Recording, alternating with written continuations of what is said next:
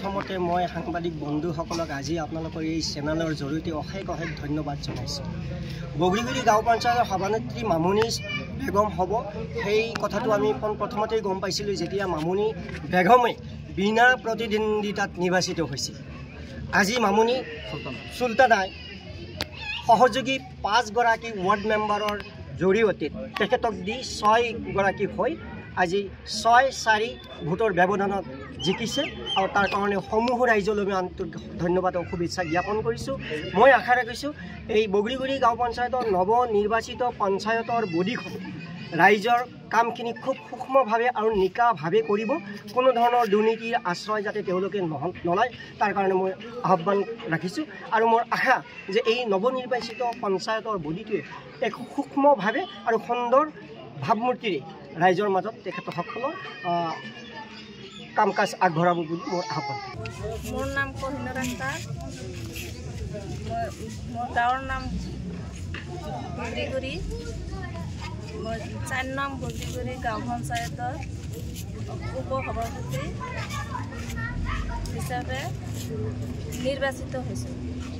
আজি ৰাইজৰ ভাল কাম কৰিম বুলি আশা কৰি আছোঁ। মোক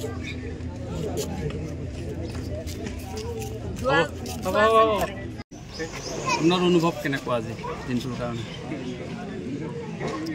আসসালামু আলাইকুম। মোৰ আজি ভালে লাগিছে। আমাৰ নৱনীত 6জন ৱাৰ্ড মেম্বাৰৰ সহযোগিতাত মই আজি সভানেত্ৰী হ'ব পাৰিছোঁ। ৰাইজৰ কাৰণে মই ভাল কাম কৰিম বুলি আশা ৰাখিছোঁ আৰু মোৰ সভানেত্ৰী হোৱাৰ পিছত আমাৰ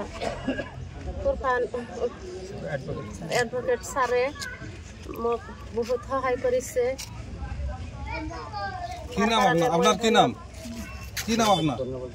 ধন্যবাদ জনাইছোঁ। মোৰ নাম মামুনি চুলতানা। কোনখন গাঁও পঞ্চায়তৰ সভানেত্ৰী হ'ল?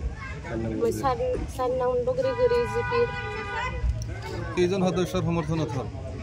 6জন সদস্যৰ সমৰ্থন। এতিয়া ৰাইজৰ হৈ কি কৰিব বিচাৰে? মই ভাল কাম কৰিম বুলি আশা ৰাখিছোঁ ৰাইজৰ সন্মতিলৈ।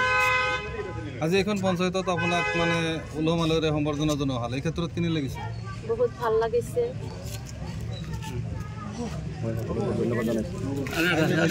আমি মহিলা সভানেত্ৰী হিচাপে মহিলা গাঁও পঞ্চায়তখনৰ মহিলা সমাজৰ কাৰণে আপুনি কি ধৰণৰ কাম কৰিব?